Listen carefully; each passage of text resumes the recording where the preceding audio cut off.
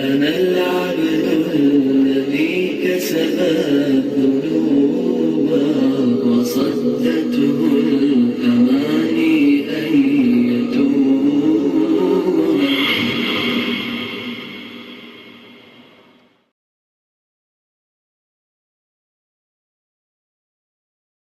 मौलाना मोहम्मद आरिफ जमील साहब दारुल देवबंद का मकाले का उन्वान है अशेख मोहम्मद सालिम मौक़िफ़ुहु मिन इस्तिख़दाम रसाइल आलम हदीसा अलमुततव्विरा फ़िल मदारिस वल जामियातिल इस्लामिया। मौलाना मोहम्मद आरिफ जमील साहब। अल्हम्दुलिल्लाहि रब्बिल आलमीन वस्सलातु वस्सलामु अला सय्यिदिल मुरसलीन व अला आलिहि व सहबिहि अजमईन अम्मा बाद।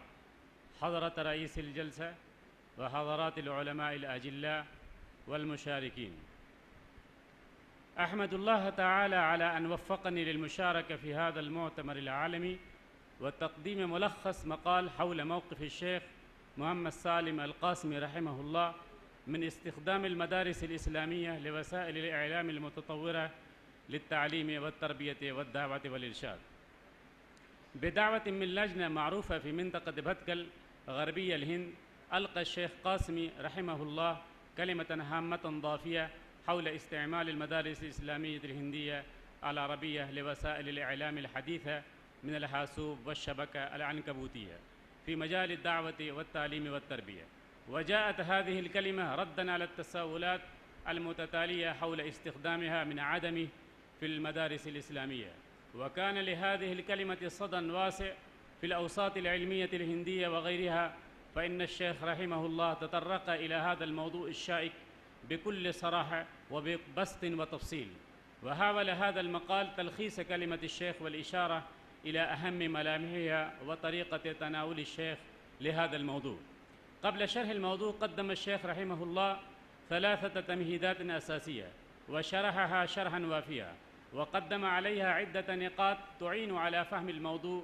मिन अहम्म हाज़िहिन निक़ात अतलक़ल क़ुरआनुल करीम लिल इअलाम कलिमतन जामिअतन मानिअतन वासिअतद दलाला व हिय कलिमतुद दाअवा अल्लती तुबल्वरुल हक़ीक़तल कामिना फ़ी काफ़्फ़ति उसूलिहा व फ़ुरूइहा व लैसत कलिमतुन उख़रा तुआदिलुहा फ़ी हाज़िहिद दिलाला फ़ी लुग़तिन मिनल लुग़ात व लिसानिन मिनल अलसिना। अन्नुक़्ता अ-सानिया अद-दाअवतु कलिमतुन शामिलतुन आम्मा यदख़ुलु फ़ी मदलूलिहा अन यत्तसिफ़ अद-दाई बिल ईमानिल जाज़िम बिमा यद'ू इलैहि। النقطة الثالثة ومن مفاهيم الدعوة الموسعة التي أبر بها القرآن الكريم الطاعة والخضوع للمدعو وهو ما يشكل محكا لنجاح الدعوة أو فشلها.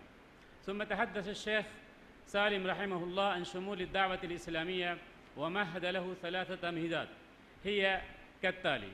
التمهيد الأول عبارة عن 3 نقاط. النقطة الأولى أن الإله في الإسلام واحد وهو الله سبحانه تبارك وتعالى وهو رب العالمين.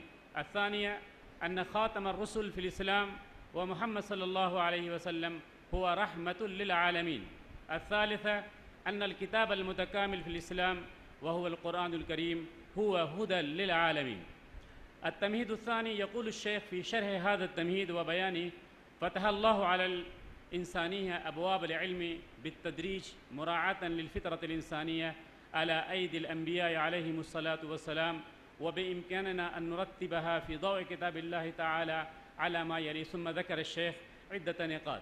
أما التمهيد الثالث فشرحه الشيخ سالم رحمه الله بقوله: إن الشخصية المتصفة بعلم علل الأحكام ذلك العلم العظيم للإنسانية الجماعة تتحدى الناس جميعا قائلة: إن ديني هو آخر الأديان لا يقبل التبديل والتغيير على الإطلاق، وأنا الأسوة الأخيرة التي يتوقف على التأسي بها النجاة في الدنيا والآخرة.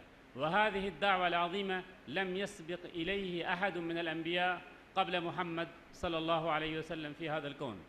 ثم تطرق الشيخ إلى صميم الموضوع فقال: إن استخدام المدارس الإسلامية والجامعات الإسلامية وسائل الإعلام العالمية المتطورة من الحاسوب والإنترنت في حدودها الشرعية وبكل جدية مما يعين على خدمة الإنسانية المخلصة، ويحتل هذا الاستخدام أهمية قصوى.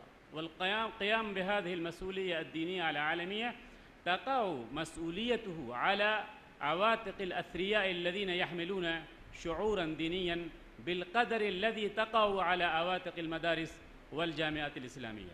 ويضيف الشيخ مما لا يختلف فيه اثنان أن هذه هي بإيجاز، وكنت أوجزت ولكن لم آتي حتى على الإيجاز.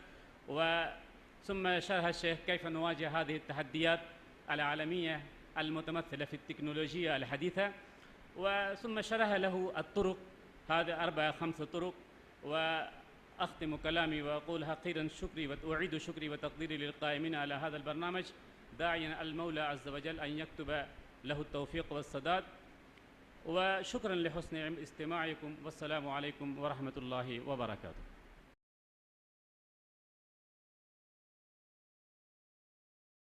أنا العبد الذي كسب